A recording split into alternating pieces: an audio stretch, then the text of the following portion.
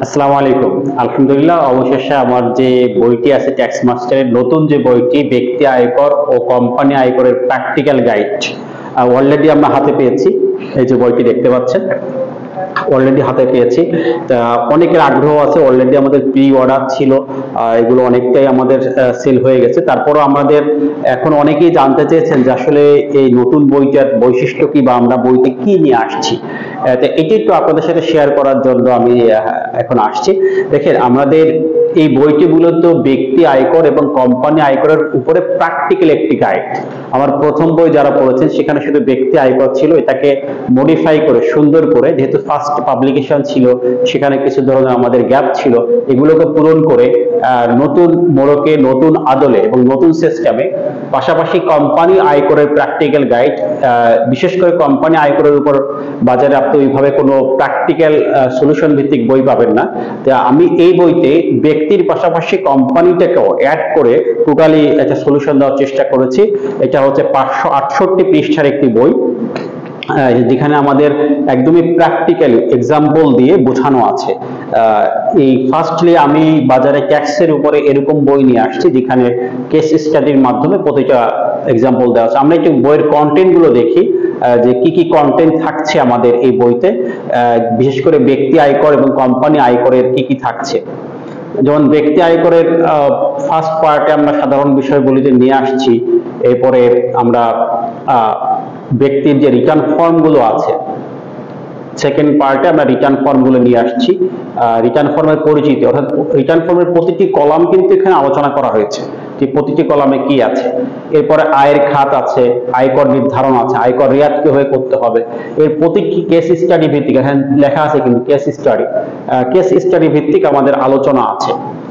ঠিক যেগুলো কঠিন চ্যাপ্টার, মিনিমাম ট্যাক্স, উচ্চকর, সবগুলো প্রতিটা এক্সাম্পল দিয়ে বুঝিয়ে নিন, এভাবে করে প্রতিটা অপশন দিয়ে কিন্তু আমি এই কঠিন বিষয়গুলোকে সহজে বোঝানোর চেষ্টা করেছি। এরপর দেখেন চাকরি আয় রিটার্ন, এরপরে খাতগুলো অনুযায়ী অর্থাৎ হেডস গুলো অনুযায়ী 10টি যে ইনকামের হেডস আছে এর প্রতিটি থেকে আমরা রিটার্ন দেখিয়েছি, এবং এটা একদম প্র্যাকটিক্যাল কেস স্টাডির মাধ্যমে, যে কেস স্টাডির মাধ্যমে একজন সরকারি চাকরিজীবীর রিটার্ন, একজন বেসরকারি চাকরিজীবীর রিটার্ন, এগুলো কিন্তু আমাদের বইয়ে আমরা নিয়ে আসছি। এবং কিভাবে রিটার্নটা করবে, কয়টি ধাপে করবে, এরকম ভাবে প্রতিটি রিটার্নের যে ব্যাখ্যামূলক বিশ্লেষণ এখানে আসছে। এরপর ভাড়া আয় রিটার্ন, কৃষি আয় রিটার্ন, এরকম প্রতিটি খাতের, মূলধনী আয় রিটার্ন, প্রতিটি খাতের রিটার্ন নিয়ে আসছে। এরপর বিভিন্ন সোর্সের রিটার্ন নিয়ে আমাদের কথা আছে, এবং এখানে পার্টনারশিপ ফার্মের আয়কর রিটার্ন নিয়ে কথা আছে, যেটা আগের বইতে ছিল না। এরপরে একদম প্র্যাকটিক্যালি এক্সাম্পল দেওয়া আছে পার্টনারশিপ ফার্মের রিটার্নটা আপনি কিভাবে করবেন।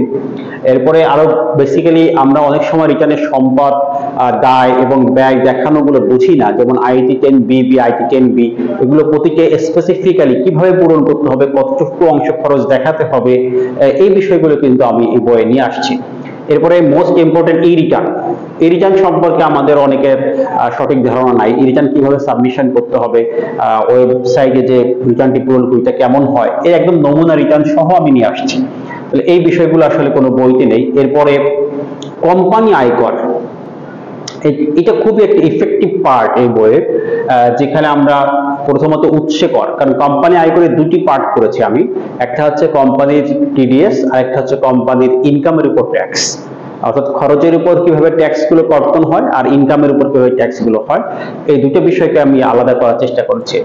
তা উৎসে করের এখানে বিধান বলে আছে, কোন খাত থেকে কত উৎসে কর্তন করতে হবে সে বিষয়গুলো আছে।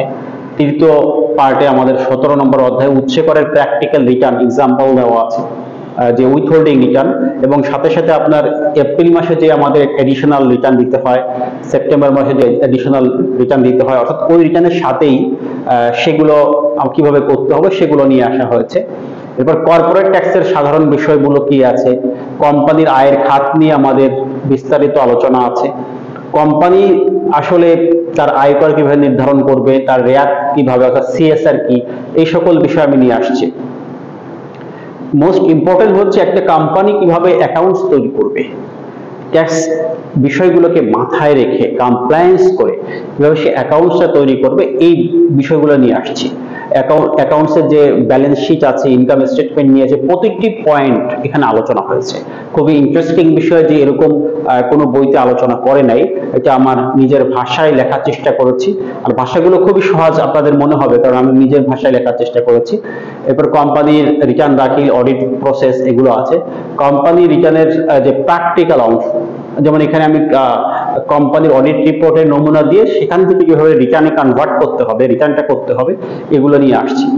এরপর আয়কর আইনের যে তফসিলগুলো আছে, জরিমানার বিষয়গুলো আছে, এবং দান করা আইনটাও আমার এখানে আছে, বিবিধ বিষয়গুলো আছে। এভাবে আপনি বলতে পারেন এই 568 পৃষ্ঠার মধ্যে ইনকাম ট্যাক্সের সকল বিষয়, ব্যক্তি এবং কোম্পানির যা আপনার প্রয়োজন সকল বিষয়গুলো ইনশাআল্লাহ আমার বলতে পাবেন, এবং এক্সাম্পল সহ। এক্সাম্পল দেওয়ার কারণে আমি কিন্তু অনেক কন্টেন্ট করি নেই, বিশেষ করে এক্সাম্পল দেওয়ার কারণে আমাদের পেজ বেড়েছে।